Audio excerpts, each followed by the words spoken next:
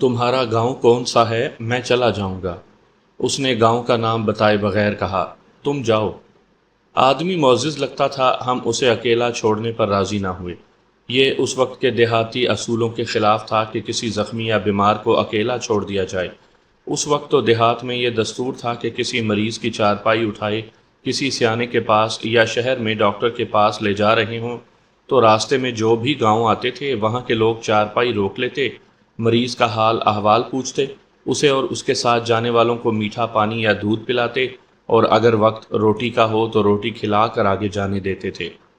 پرائے مریض سے تو بے توجہی کو گناہ اور بغیرتی کی نشانی سمجھا جاتا تھا۔ ہم نے اس آدمی سے کہا کہ وہ ہمارے گاؤں چلے یا اپنا گاؤں بتائے تاکہ ہم اسے وہاں تک اٹھا لے جائیں، لیکن وہ اپنے گاؤں کا نام ہی نہیں لیتا تھا۔ ہم نے اپنا شکار وہیں ختم کر دیا اور سب اس انوکھے زخمی کے ارد گرد بیٹھ گئے۔ اس نے کئی بار ہمیں کہا کہ ہم وہاں سے چلے جائیں۔ جب تک اپنے پاؤں پر چل کر ہماری نظروں سے اوجھل نہیں ہو جاتے، ہم یہاں سے نہیں ہلیں گے۔ میں نے کہا، ہمیں ایسا بے غیرت نہ سمجھو۔ وہ اٹھا اور یہ کہہ کر چل پڑا کہ اچھا میں چلتا ہوں۔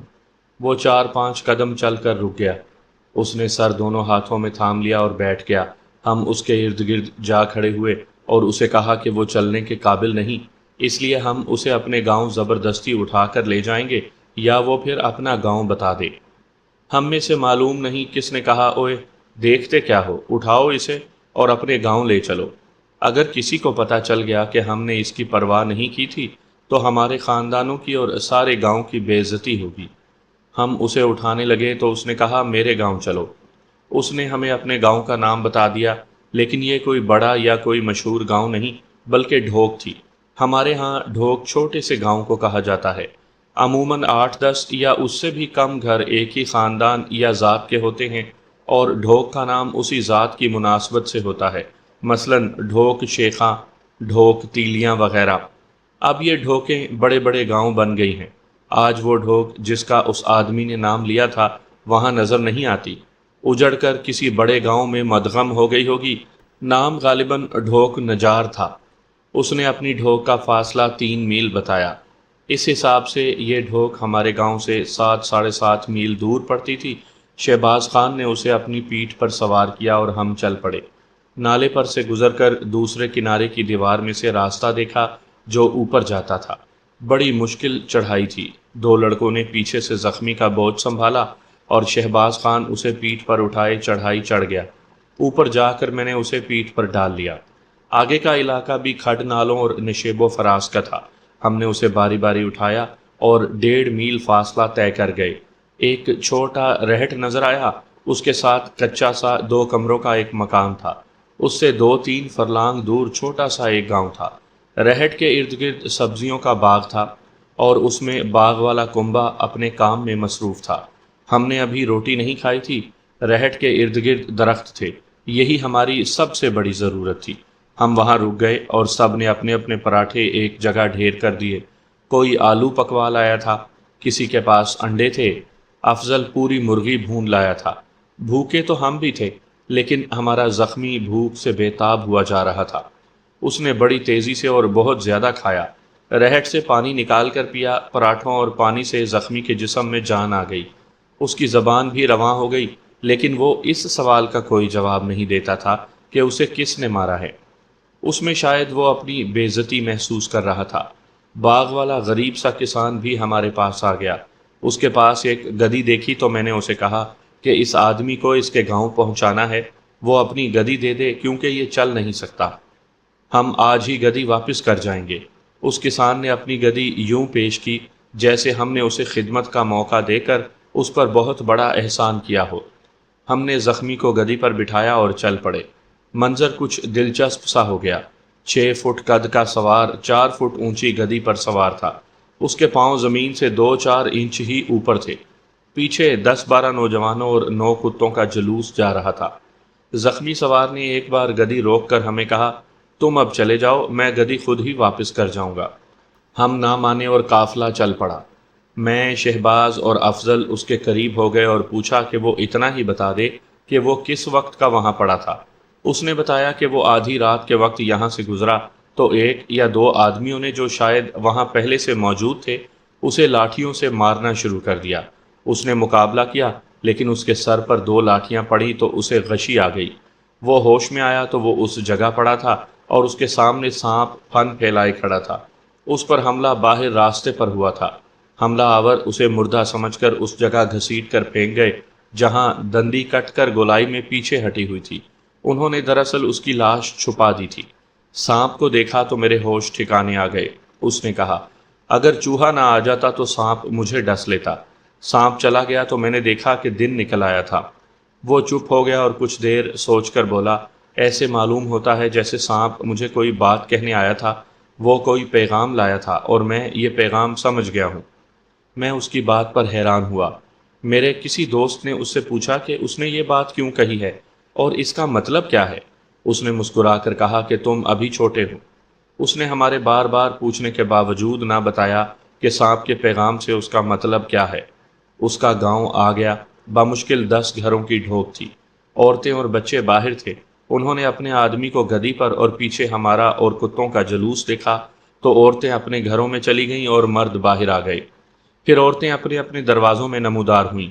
ہمیں امید تھی کہ گاؤں کے لوگ اپنے اس آدمی پر ٹوٹ پڑیں گے اور اسے ہاتھوں پر اٹھا لیں گے، مگر وہ سب خاموشی اور لا تعلق تماشائیوں کی طرح دور کھڑے رہے۔ کسی نے آگے بڑھ کر ہم سے یہ بھی نہ پوچھا کہ تم لوگ کون ہو اور ہمارے آدمی کو گدی پر بٹھا کر کیوں لائے ہو۔ گدی پر سوار زخمی نے لوگوں کی طرف دیکھا لیکن سلام و کلام نہ کیا۔ اس نے ایک دروازے کے سامنے گدی روکی اور اترا۔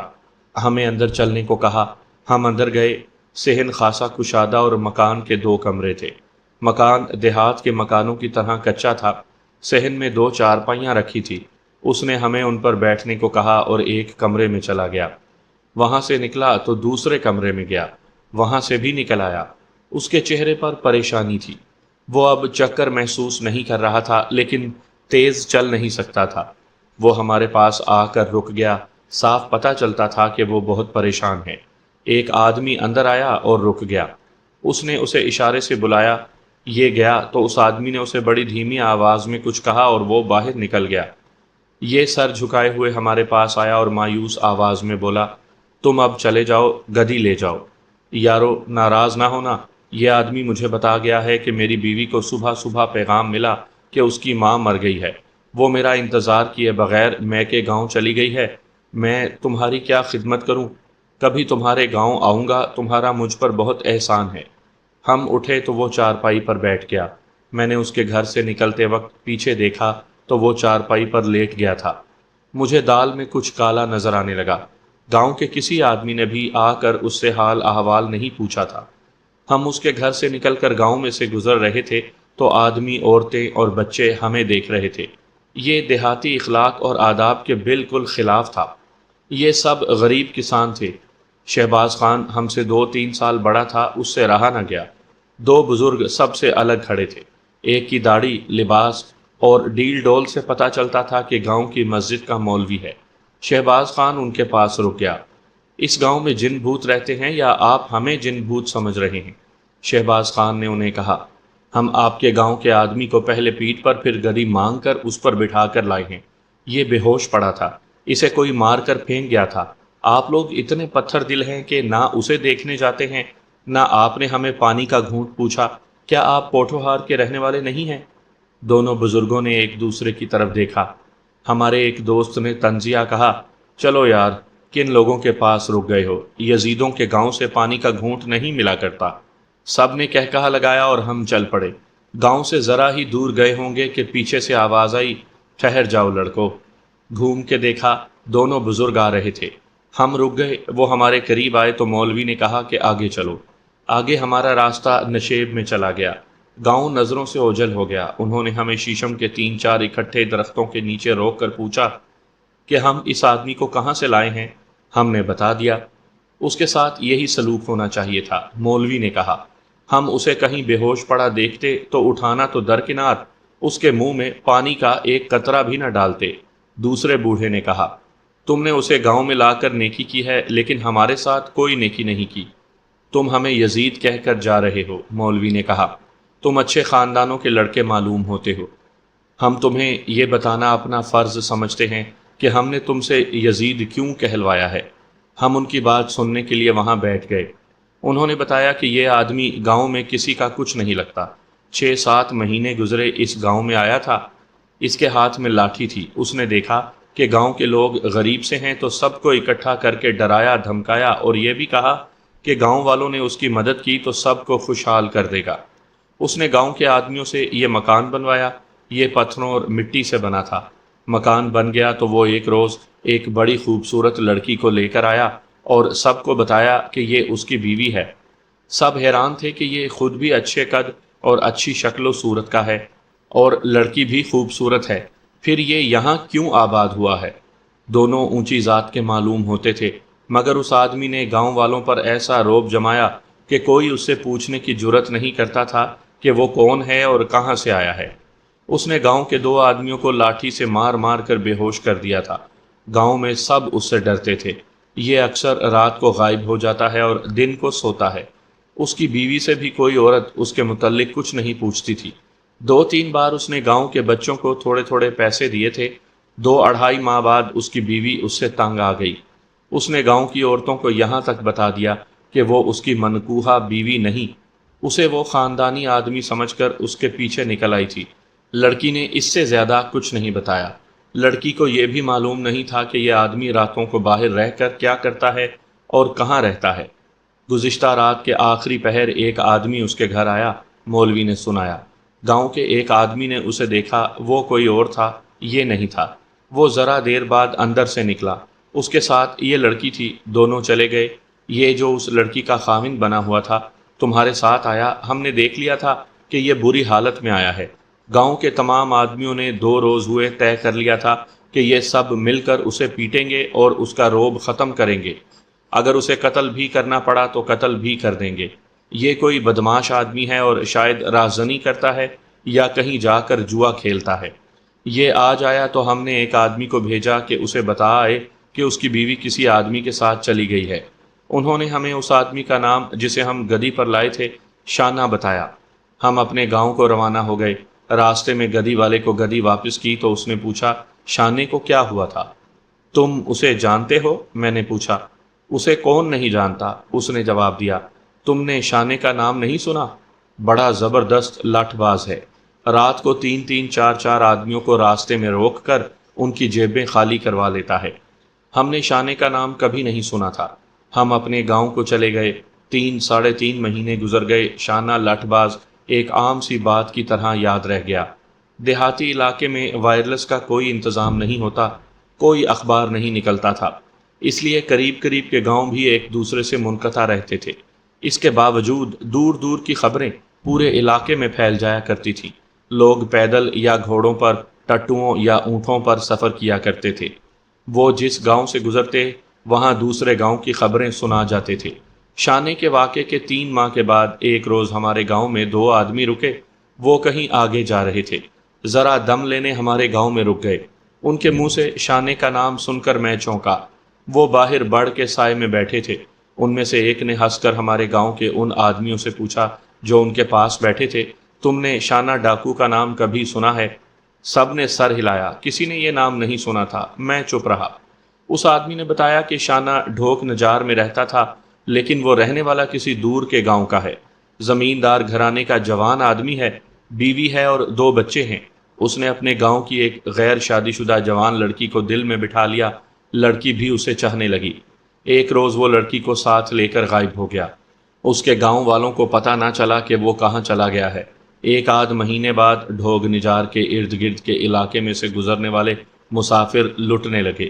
وہ بتاتے تھے کہ ایک لمبا تڑنگا آدمی ہے جس کا سر اور چہرہ پگڑی میں ڈھکا ہوتا ہے، صرف آنکھیں نظر آتی ہیں۔ اس کے ہاتھ میں لاٹھی ہوتی ہے۔ وہ جسے لوٹتا ہے اسے بتاتا ہے کہ میں شانہ ڈاکو ہوں۔ وہ یہ بھی کہتا ہے، اپنے گاؤں والوں کو بتا دینا کہ ان میں سے کسی کو شانہ ڈاکو روک کر کہے کہ میں شانہ ڈاکو ہوں تو خاموشی سے جو کچھ ان کے پاس ہو اس کے حوالے کر دیا کریں۔ اس کے متعلق مشہور ہو گیا تھا کہ اسے اکیلا آدمی مل جائے تو اس سے پوچھتا ہے کہ اس کے پاس کیا ہے۔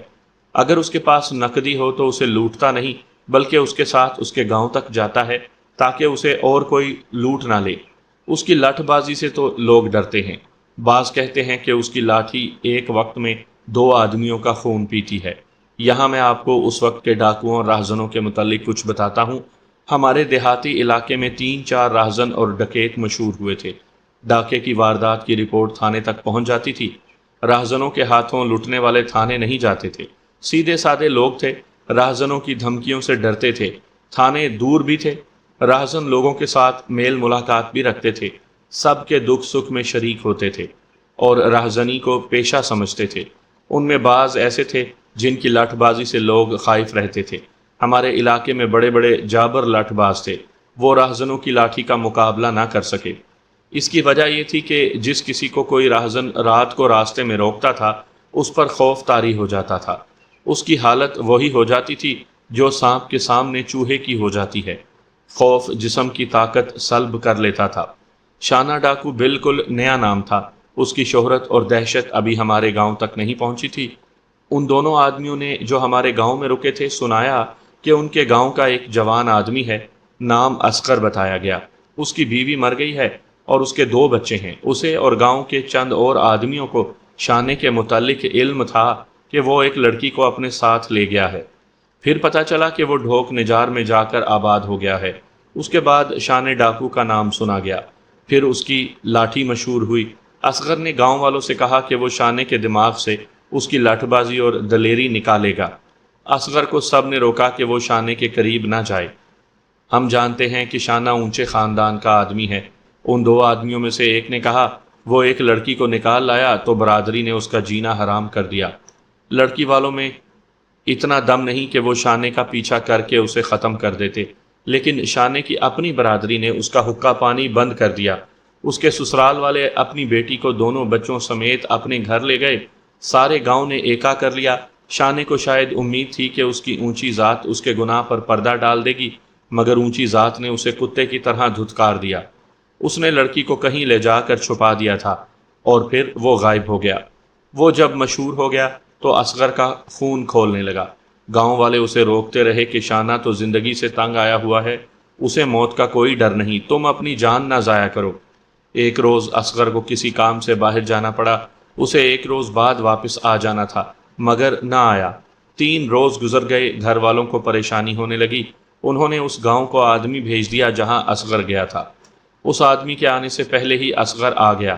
اس کے ساتھ ایک بڑی خوبصورت لڑکی تھی۔ اس نے کہا کہ وہ اس لڑکی کے ساتھ شادی کرے گا۔ اس کی اپنی بیوی مر چکی تھی۔ ہم نے اس کی یہ بات پسند نہ کی کہ وہ معلوم نہیں کہاں سے یہ لڑکی لے آیا ہے۔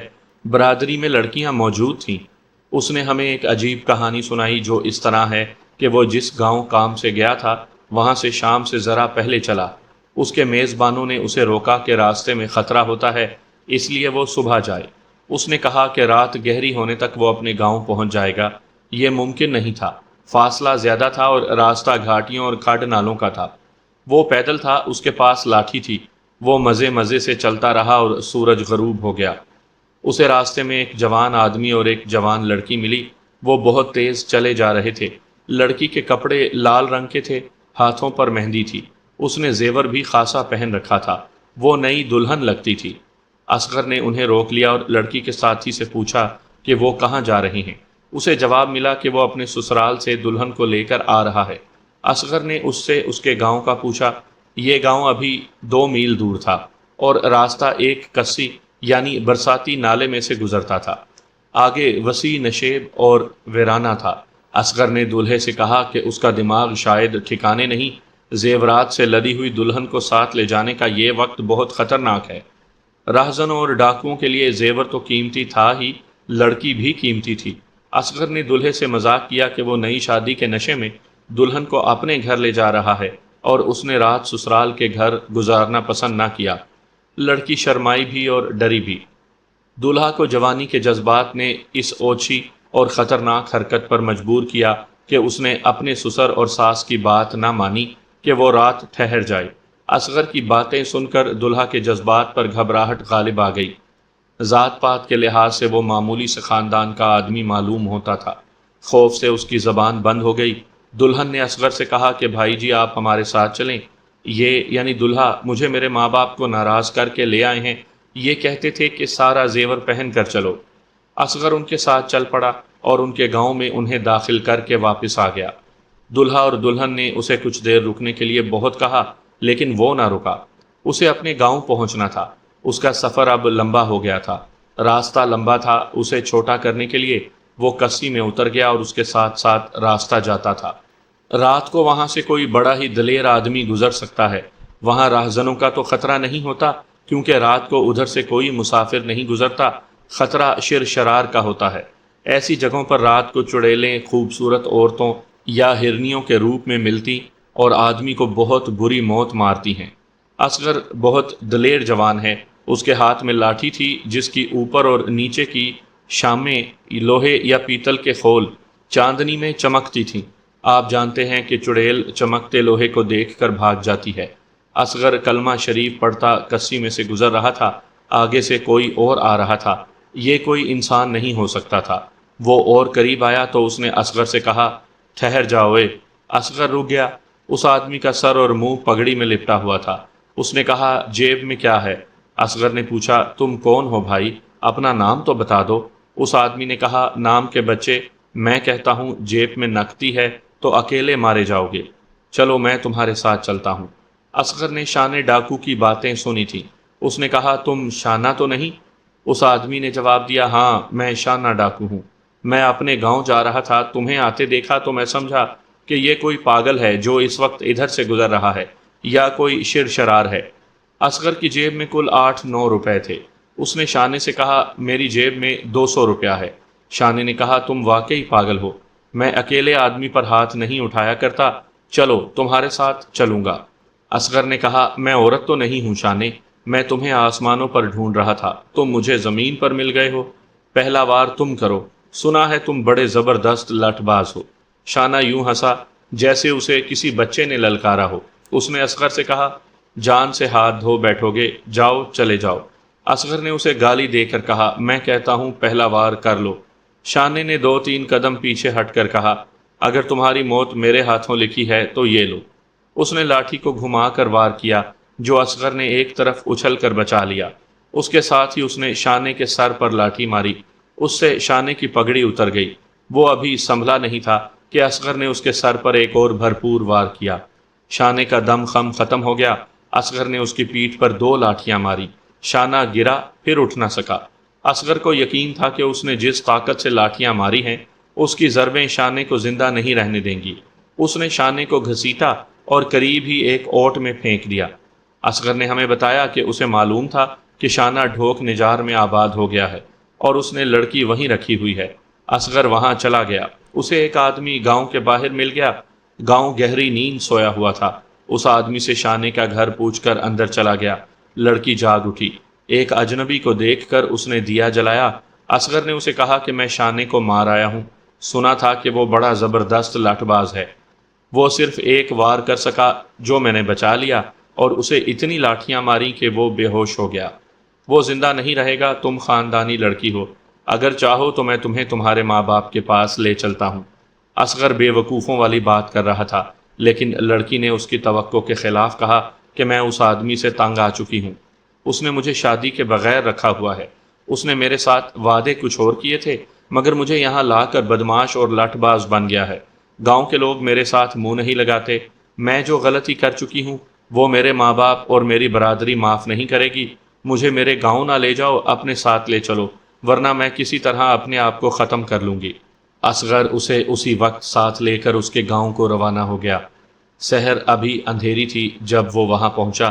لڑکی کو گاؤں سے کچھ دور ایک کھڈ میں بٹھا کر گاؤں میں داخل ہوا اور لڑکی کے گھر گیا۔ اس کے گھر والے جاگ اٹھے تھے۔ اصغر نے لڑکی کے باپ سے پوچھا کہ اگر وہ ان کی بیٹی کو لے آئے تو وہ اسے قبول کر لیں گے؟ باپ نے جواب دیا کہ ان کے لیے لڑکی مر گئی ہے، اگر وہ سامنے آئی تو اسے قتل کر دیا جائے گا۔ لڑکی کے بھائی نے بھی یہی کہا۔ باپ بیٹے نے اتنا بھی نہ پوچھا کہ لڑکی ہے کہاں۔ اصغر نے انہیں کہا کہ لڑکی سے غلطی ہو گئی ہے، اسے بخش دیں۔ شانہ راہزن بن گیا ہے اور لڑکی اس سے تنگ ہے۔ باپ بیٹے نے غیرت کے جوش میں آ کر ایک بار پھر کہا کہ لڑکی یہاں آئی تو اسے وہ قتل کر دیں گے، انہیں برادری میں رہنا ہے۔ اصغر نے کہا، اگر شانہ قتل ہو جائے تو تم لوگ لڑکی کو قبول کر لو گے؟ لڑکی کے بھائی نے غصے سے گرج کر کہا، نہیں۔ تم کون ہو؟ ہماری عزت کے ساتھ کھیلنے آئے ہو؟ اصغر نے انہیں یہ نہ بتایا کہ وہ شانے کو ختم کر آیا ہے، اس نے کہا میں تمہاری عزت واپس لانا چاہتا تھا۔ باپ بیٹا اور زیادہ غصے میں آ گئے۔ اصغر ان کے گھر سے نکل آیا، لڑکی کو ساتھ لیا اور اپنے گاؤں آ گیا۔ برادری نے اعتراض کیا اور یہ بھی کہا کہ لڑکی داغدار ہے، لیکن اصغر کا روب داب کام کر گیا۔ اس نے لڑکی کے ساتھ نکاح پڑھوا لیا۔ تیسرے روز وہ اسی جگہ چلا گیا جہاں اس نے شانے کو مارا اور اس کی لاش چھپائی تھی۔ وہاں لاش کا نشان تک نہ تھا۔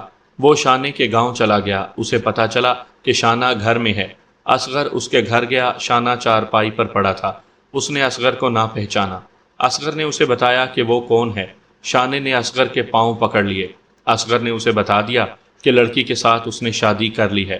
شانہ بہت رویا اور اس نے اصغر سے کہا میں نے گناہوں سے توبہ کر لی ہے۔ ایک تو تمہاری لاٹھی نے مجھے سیدھی راہ دکھا دی ہے، یہ لاٹھی تمہاری نہیں خدا کی تھی۔ دوسرے ایک سانپ نے مجھے کہا ہے کہ تم کمزور اور گناہ گار بندے ہو، گناہوں سے توبہ کرو اور بھول جاؤ کہ تم طاقتور آدمی ہو۔ میں اب راہزنی نہیں کروں گا۔ اصغر اسے کچھ اور کہے بغیر واپس آ گیا۔ میں نے یہ کہانی سنی تو پتہ چلا کہ شانہ ہمیں کیوں نہیں بتاتا تھا کہ اسے کس نے مارا ہے۔ 2-3 دنوں بعد ہم شکار کے لیے نکلے اور ڈھوک نجار چلے گئے۔ ہم شانے کو دیکھنے گئے تھے۔ ہمیں بتایا گیا کہ تقریباً 3 مہینے گزرے، شانہ چلا گیا تھا، پھر واپس نہیں آیا۔ گاؤں والوں نے بتایا کہ وہ چپ چاپ لیٹا رہتا یا باہر سر جھکا کر بیٹھ جاتا تھا، پھر وہ کہیں چلا گیا۔ اس کے بعد ہم نے شانے کا نام کبھی نہیں سنا۔